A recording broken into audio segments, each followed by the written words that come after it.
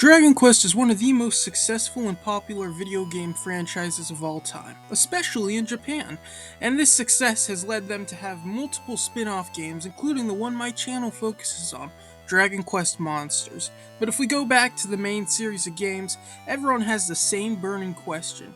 Which one is the best Dragon Quest game? And in this video, I am not answering that question. Rather, I'm going to answer the question of which Dragon Quest game has the best variety of monsters. Welcome everybody, and this is Defeater of Souls. And today we are ranking every Dragon Quest game's monster variety. Now what do I mean by monster variety? Well, every Dragon Quest game has a series of monsters. They can be as little as 40 or as high as 1,000. But each one of these monsters generally has their own unique traits, personalities, abilities, and so forth. Well, at least about 33% of them do. The main thing I'm looking for here is palette swaps. If you don't know what a palette swap is, that's when you take something you already have and you just change the colors on it, then suddenly you have a new monster. Basically, I'm going to be looking at every Dragon Quest game and taking a look at how many monsters they have and how many of them are unique, and how many of them are just different colors from previous monsters seen in that game. So, we're gonna put these on a tier list. Obviously, the higher it is on the tier list, the more monster variety it has. So let's start with the first game in the franchise, the original Dragon Quest. Now, the original Dragon Quest is incredibly simple and had an incredibly big impact on the gaming industry. However, because it was the first ever official RPG, the grandfather of all JRPGs, it didn't have a lot going for it. I mean, it was an early game on an early console called the NES, and it only had a grand total of 40 monsters. Now, to be fair, a lot of these guys are fairly iconic. This is where you see the slime, the Draki, the metal slime, which is just the slime but made out of metal. These monsters have appeared in pretty much every other game since, with some exceptions. But there's also just not a lot of monsters here. And as much as I'd like to give it a pass because it's a very early game in the franchise, I think I'm just gonna have to put this in the bottom tier. Now next up is Dragon Quest II, and Dragon Quest II is considered an improvement over Dragon Quest I in most ways, and one of those ways does include the introduction of much more monsters. Now, if you've watched any of the shorts that I've released in the past couple of months, you'll know that none of these monsters were really big hits, and none of them really came back in any capacity. But what they were unique. Now, even in Dragon Quest II, most of these guys only have a single palette swap. Some of them don't even have that. This is actually rather impressive for an NES game, and although they have less than 100 monsters, there are so many unique people here that I'm gonna have to put it much higher than I thought I'd originally would. It's gonna be just barely in B tier. Now, to be fair, it is still less than 100 monsters, and there are still palette swaps. But because of, if you think about graphical limitations on the original NES version, which is what we're going to be using for most of these, the original version of these games. So if you think about it, they were able to fit less than 100 monsters, most of them unique, in a single NES game while still having room for more, such as the actual game itself. That enough is enough for me to put it just at the bottom of B tier. If it just had even a little less monsters, if it had less than 50 like the original game did, I'd put it in C tier, even if they were still all unique. But I think it's just able to scrape at the bottom of B tier. Now, for Dragon Quest III, we are trying to look at not the HD 2D version, but there's been so many remakes of this game that it's going to be hard to make sure that I don't accidentally include monsters that were added in the remakes, because there's a lot of them. So if we just keep that in mind, my resources tell me that there is well over 100 monsters in this game. Now, of course, for the original NES version, this probably wasn't true, but there was still plenty of monsters to go around. That begs the question, how diverse are these monsters? And unfortunately, compared to Dragon Quest II, they're actually a little less diverse. Now, what do I mean by that? Well, let's take a look at a basic enemy, such as the Crab, also known as the Crabbid. The Crabbid appears, if you look at all the remakes, and of course that might be cheating, it appears 4 separate times. If you take out the Game Boy Color version, it appears 3 separate times. If you take out the SNES version, it appears 2 separate times. Now, that's still a lot of times, and it's about as much as it appeared in Dragon Quest II, which means that Dragon Quest III and Dragon Quest II are probably on the same level. But something you have to keep in mind is as games include more and more monsters, it's going to become harder and harder to prevent palette swaps from happening. Of course, when you can prevent it, that's great, and that's what I love about the original Dragon Quest Monsters games, is the limited palette swaps. But for the main series Dragon Quest III, I'm afraid I'm just gonna have to put it above Dragon Quest II in B tier. That brings us to our last NES era Dragon Quest game, Dragon Quest IV. Now, this one's actually a personal favorite of mine, but I'm not going to let that bias get in the way when I say its variety of monsters sucks. Now, it's not as bad as the original Dragon Quest game. There's not going to be a game that has that bad of variety, considering how all of these are improvements from the original. But there isn't a lot here. The original version has just under 150 different monsters, if you're not including bosses, and even in this original scape, a lot of them are just palette swaps. It's incredible just how many palette swaps they were able to fit into this game, and still have room for plenty of unique and interesting monsters that you don't see anywhere else. It's honestly baffling, because I really remember how many times I saw a monster and had to remind myself that it was different from the one I've seen earlier in the game. This is going into C tier. Now, of course, you are free to disagree, but when all your stuff is limited to the exact same world and dungeons are rather limited compared to some future games, this is going to be bound to happen. We can't judge it too harshly because of that fact. Dragon Quest V was the first venture into the SNES era of Dragon Quest games, which includes 2 games. Now, Dragon Quest V has a startlingly high amount of monsters. Once again, it's still 150, but the amount of these that are unique is incredible. Now, there are still plenty of palette swaps, and there's nothing that's every game's gonna have palette swaps, but the amount of unique and interesting guys here are honestly, it blows my mind because I do not remember seeing half these guys when I was playing Dragon Quest V. Not even any of their palette swaps in the final dungeon. Now, to be fair, I also didn't go down the Super Boss's dungeon in that game, which was available since the SNES era, but that doesn't really matter. What does matter is the reason why there's so many unique monsters is because about maybe 10% or maybe higher amount, I'm not exactly sure, of these monsters can actually be recruited as party members. So it makes sense that they have a large amount of unique monsters to help add some variety if you're building a party around these monsters.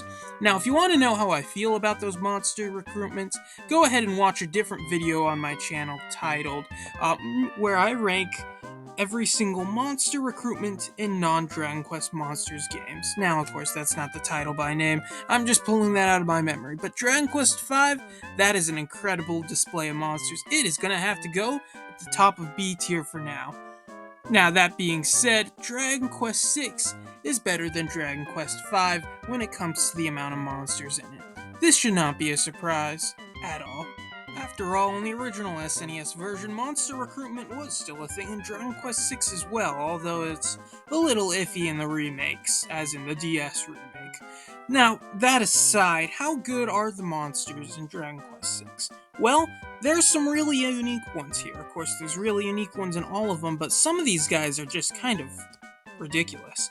That being said, the variety just is it's not that special. I mean, it has plenty of unique guys, but compared to Dragon Quest V, it's actually just a little less. So in fact, I'm gonna put Dragon Quest VI right below Dragon Quest V in B tier. Now, it seems most of these games are B tier. Let's hope that our move on to the next era of games at Dragon Quest VII will be an improvement. It's an improvement.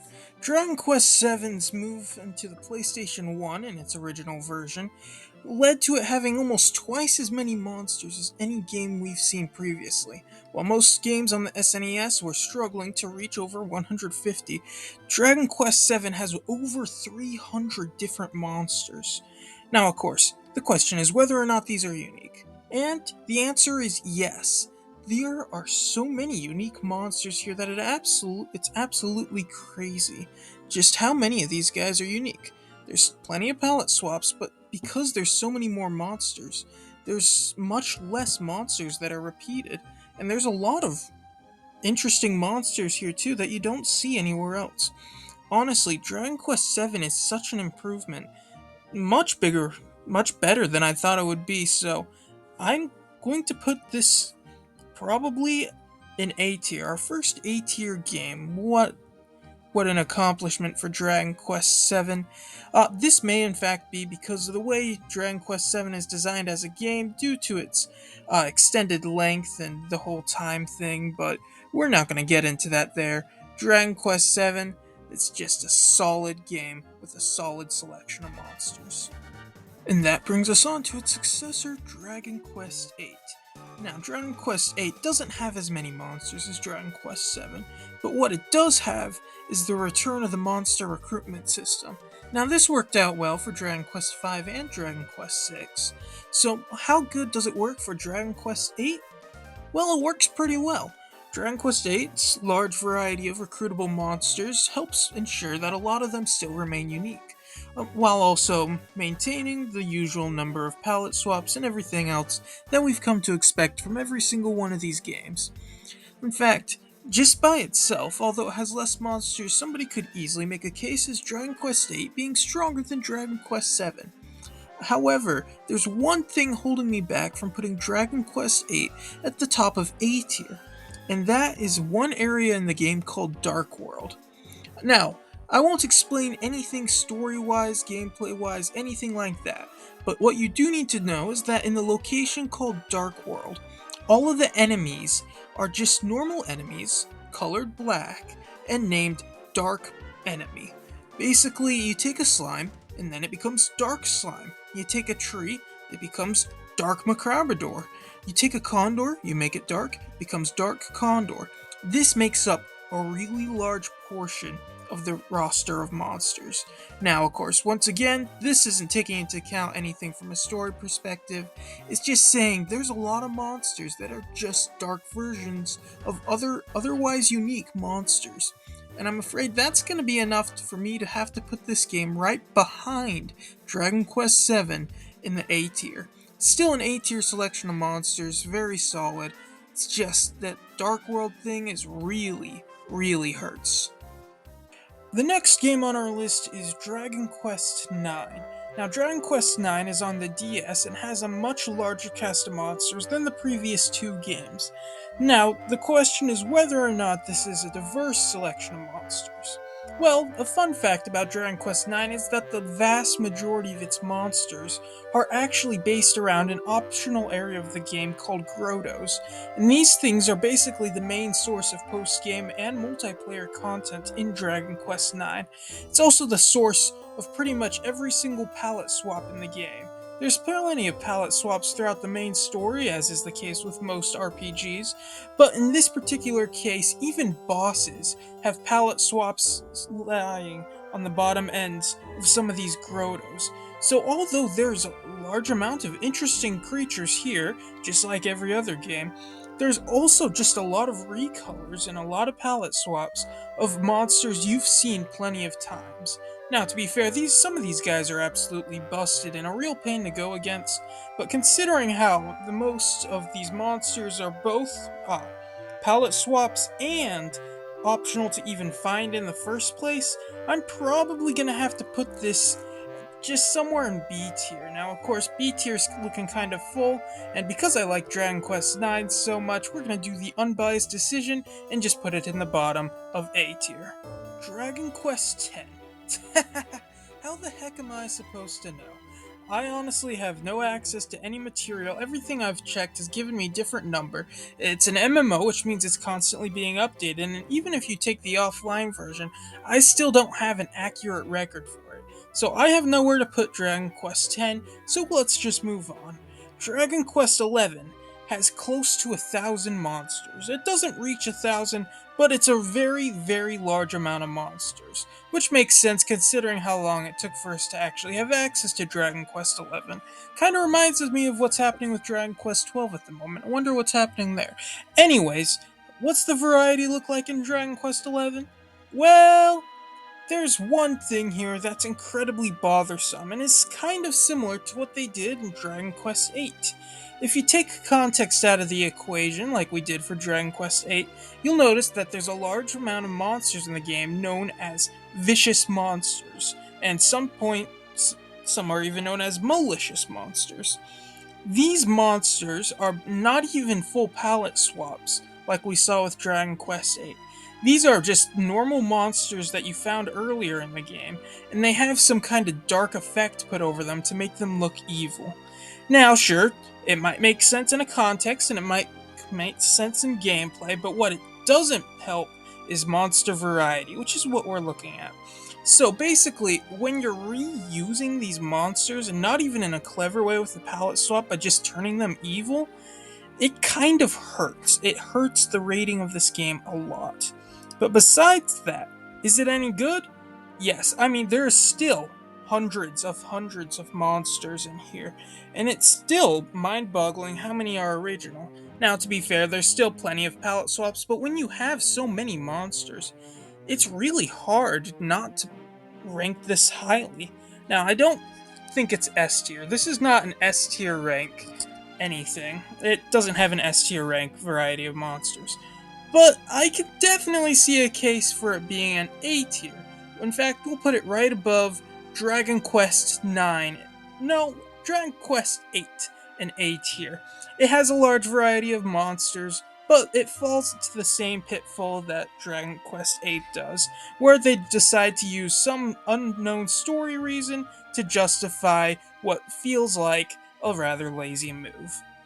Now, to finish this up, the S tier is looking a little empty, so we're just gonna throw the original Dragon Quest Monsters game and Dragon Quest Monsters 2 up there, and we'll just call it a day. So this is our final tier list. You are free to disagree on any point of this that you want, and feel free to let me know in the comments what game you think has the most diverse pool of monsters in it. But that is the end of this video. Feel free to like or subscribe to my channel if you want more content on the extremely niche subject that is Dragon Quest Monsters. Without any further ado, this has been Defeater of Souls.